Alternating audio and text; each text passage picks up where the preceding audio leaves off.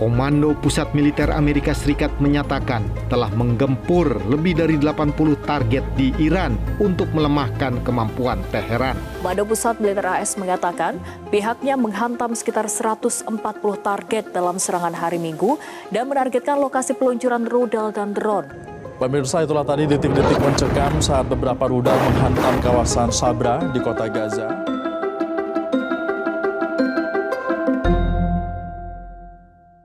Selamat datang di Yungaji Academy.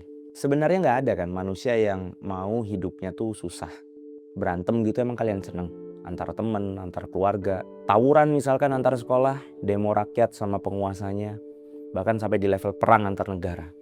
Siapa sih yang mau? Tapi kita kan ngeliat itu setiap hari. Kenapa hal itu terus-menerus terjadi? Secara fitrah atau by defaultnya, manusia itu punya horizatul baqo. Ini adalah sebuah naluri eksistensial.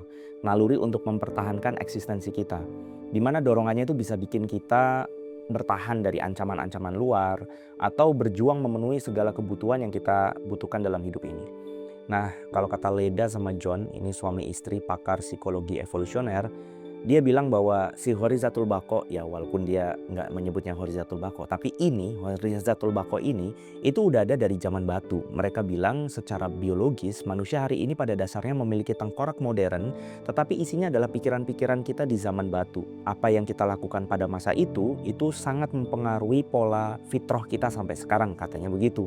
Dimana otak kita dan perangkat psikologis kita itu dirancang murni untuk bertahan hidup, mengamankan sumber daya dari ancaman, dan memenangkan kompetisi dalam skema zero sum game.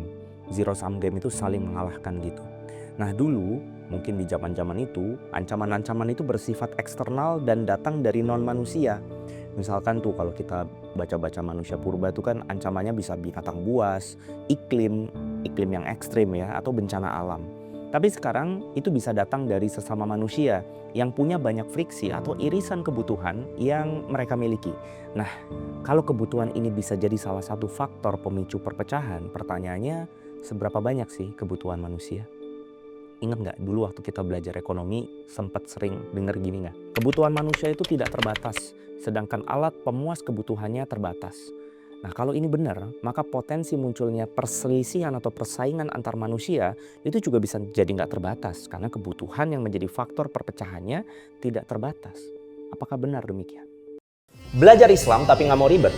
Mulai dari Yungaji Academy. Yungaji Academy adalah platform pembelajaran Islam online yang lengkap, mudah dipahami dan dikemas dengan cara yang seru. Kenapa harus di Yungaji Academy? Di sini kamu bisa belajar Islam secara komprehensif, start dari pemahaman yang basic tentang siapa diri kita, tujuan hidup kita, dan akan kemana kita setelah hidup ini berakhir, sampai topik-topik up to date lainnya yang relate dengan kita. Yuk mulai perjalanan belajarmu bareng Yungaji Academy, daftar sekarang dan rasain bedanya. Profesor ekonomi lain, Manfred Max Neff, itu pernah bilang bahwa kebutuhan dasar eksistensial manusia itu sebenarnya nggak pernah berubah sepanjang sejarah. Yang berubah itu adalah alat pemuasnya. Jadi manusia itu untuk tetap hidup itu ternyata kebutuhannya ya itu aja. Kita butuh makan, habis makan mungkin buang air, terus butuh istirahat, butuh memuaskan hasrat-hasrat yang kita miliki dan sebagainya. Ya udah dari zaman Nabi Adam nih sampai sekarang ya itu aja. Nah itu kalau manusia hidupnya sendiri-sendiri, masalahnya bakal itu aja. Tapi faktanya manusia selalu mencari manusia lainnya untuk hidup berkoloni kan. Gini deh, kalian tiba-tiba bangun terus nggak ada orang, itu kalian akan senang atau stres? Kalian akan mencoba mencari orang lain atau kalian akan siap hidup sendiri? Rasain aja, pikirin aja. Pasti kan kita stres dan kita pasti mencari manusia lain untuk bisa nemenin kita hidup. Dimana Aristoteles itu mengistilahkan kita itu zoon politikun atau makhluk sosial sederhananya, atau makhluk yang nggak bisa hidup tanpa jenis spesies yang sama atau manusia lainnya. Kita tuh hidupnya harus berkoloni. Sehingga secara niscaya kita tuh pasti akan membangun peradaban. Entah itu di level kelompok berburu misalkan zaman dulu tadi itu ya, atau misalkan tribes, suku gitu ya dengan kepala adat dan aturan-aturannya, sampai bentuk masyarakat berbangsa dan bernegara seperti yang kita lihat sekarang ini. Nah disinilah muncul pertanyaan, mungkin gak sih kompleksitas peradaban dengan segala turunan permasalahan itu tidak memunculkan perselisihan? Atau bisa gak sih ratusan negara berbangsa ini hidup damai? Ini kan sebetulnya sudah menjadi misi besar ya organisasi internasional kayak PBB, Persatuan Bangsa-Bangsa, atau dulunya pernah ada Liga Bangsa-Bangsa, atau bahkan ada bentuk lain nih sekarang pada bikin BOP, Board of Peace katanya, yang semuanya bercita-cita untuk mendamaikan manusia. Cuma apa yang kita saksikan selama ini? Apakah cita-cita itu tercapai? Nggak pernah kan kita lihat ada mufakat atas negara-negara yang bercita-cita mewujudkan perdamaian ini. Pernah nggak kalian ngelihat di rapat-rapat besar itu mereka akhirnya memutuskan sebuah solusi tanpa voting?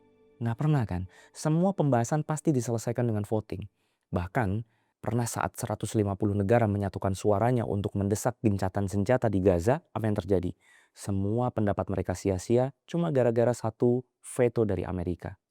Gimana kita bisa memunculkan perdamaian kalau ujung-ujungnya yang kuat pasti yang menang? Masih percaya nggak dengan jalur diskusi? Dan ngomong-ngomong, ini tuh nggak hanya di majelis internasional aja. Kalian bisa nemuin kondisi yang sama di rapat-rapat sidang DPR kita, mau DPRD tingkat 1 sampai DPRD tingkat 2, atau bahkan rapat OSIS kalian juga kayaknya kondisinya sama deh. Kita akan selalu bentrok, deadlock, dan akhirnya voting. Terus gimana dong biar kita bisa dapat solusi atas perdamaian yang semuanya sepakat? Maka sesuatu itu benar atau salah, bahkan penilaian panas atau dingin, baik atau buruk, itu semua sangat bergantung pada sudut pandang individu yang merasakannya. Kebenaran diserahkan pada persepsi masing-masing manusia. Kayak gini deh, kalau di Indonesia kan hukuman maling katakanlah ya, menurut KUHP, Kitab Undang-Undang Hukum Pidana kan 5 tahun penjara, default tuh. Apakah sama di Zimbabwe, di Venezuela, di Perancis, di Amerika? Beda. Kenapa beda? Karena setiap negara punya persepsinya masing-masing. Bahkan agak sedikit salah kalau saya bilang setiap negara, karena ternyata dalam menentukan itu pun bukan mufakat satu negara kan. Bahkan bukan mufakat wakil rakyatnya, tetapi hasil voting wakil rakyatnya. Berarti siapa yang paling banyak suaranya, itu yang menang. Sementara kita tahu, suara bisa dibeli. Inilah yang menyebabkan diskusi antar manusia itu hanya akan dimenangkan oleh mereka yang kuat, bukan mereka yang paling benar, atau ketika mereka paling bersepakat. Itu nggak ngefek. Siapa yang kuat, dia yang menang. Nah di sini menariknya ada John Perkins. John Perkins ini ekonom yang dulu dia lebih tepatnya aku sebut mantan kriminal ekonom kelas dunia. Karena orang ini itu sampai dijuluki economical hitman gara-gara pernah bikin banyak negara berkembang itu terjerat hutang kepada negara adidaya. Ya most probably sih Indonesia salah satunya ya. Ya orang ini sekarang banting setir, tobat dia. Dia akhirnya jadi aktivis persatuan, dia mencoba membongkar aib-aib lamanya, dia mencoba menceritakan konspirasi-konspirasi dunia untuk menyadarkan kita bahwa persatuan itu hanya mungkin dilakukan dengan satu hal. Kata dia, we cannot have homeland security unless we understand that the whole planet is our homeland. Jadi dia bilang bahwa persatuan atau kedamaian itu nggak pernah mungkin akan terjadi kecuali kita menjadikan satu bumi ini tempat kita tinggal bersama. Konteks di mana akhirnya dia menyadari bahwa ikatan kebutuhan antar negara, antar suku, antar provinsi, bahkan di dalam Islam antar masjid, antar kelompok berjamaah, antar segala sesuatu, itulah yang membuat kita selalu berfriksi. Itulah yang menyebabkan perdamaian itu menjadi sebuah impian yang utopia, menjadi sebuah angan-angan semu. Itulah yang menyebabkan kita nggak pernah bisa mewujudkan perdamaian. Kenapa? Ya karena kalau ada satu orang yang ngomong, aku punya ide perdamaian. Misalkan contohnya Indonesia ngomong, oke, Indonesia punya ide perdamaian dunia. Apa kata Jepang? Loh kenapa harus ikut Indonesia? Kenapa nggak ikut ideku? Aku orang Jepang juga punya leluhurku ngajarin banyak hal, misalkan aku punya nilai-nilai yang cukup ampuh untuk bikin perdamaian dunia. Amerika kan bilang, sebentar, kenapa harus dari kalian? Kenapa nggak dari Amerika? Nanti Eropa akan bilang, Perancis akan bilang, loh kami juga punya. Ini nggak akan pernah selesai kalau kebenarannya itu selalu kita dudukkan kepada manusia yang selalu punya nilai kebenaran relatif. Jadi di sini kita punya konteks bahwa ada jalan buntu perdamaian ketika kita menyerahkan urusannya kepada manusia. Meaning bahwa ini mungkin terjadi kalau kita serahkan urusannya kepada selain manusia. Tapi siapa yang layak? Tapi siapa yang berhak untuk membuat sebuah konsep persatuan dan perdamaian yang bisa diterima seluruh manusia? Dia atau siapapun itu, ini nggak boleh manusia nih. Karena kalau manusia yang lain akan protes. Kalau negara-negara lain yang akan protes. Dia harus super being. Dia harus sebuah zat, dia harus merupakan zat yang bahkan lebih daripada semua manusia. Dia harus berasal dari pencipta manusia. Nah, dari sini muncul pertanyaan kepada diri kita karena kita orang Islam. Apakah Allah itu menurunkan konsep persatuan, konsep perdamaian lewat Islam yang Allah turunkan? Di dalam Islam, Allah bilang, "Wa ma arsalnaka illa rahmatan lil alamin." Tidak aku turunkan engkau wahai Muhammad untuk menyebarkan Islam ini kecuali agar Islam ini menjadi rahmat bagi seluruh alam. Bukan bagi Indonesia, bukan bagi Arab. Bukan lil Arab, bukan lil segolongan orang, bukan untuk suku tertentu, ras tertentu, tetapi untuk seluruh alam. Meaning seluruh alam itu tidak hanya seluruh manusia, tetapi gunung, hutan, laut, bahkan bumi ini akan merasakan keindahan ketika Islam diterapkan. Nah, di sudut yang lainnya Allah juga mengomentari obrolan kita hari ini terkait kebenaran. Allah bilang, "Wa qulil haqqu mir rabbikum." Sesungguhnya kebenaran adalah milikku. Faman syaa falyu'min wa man syaa falyakfur. Ya udah kalian silahkan aja. Kalau ada yang mau percaya, boleh.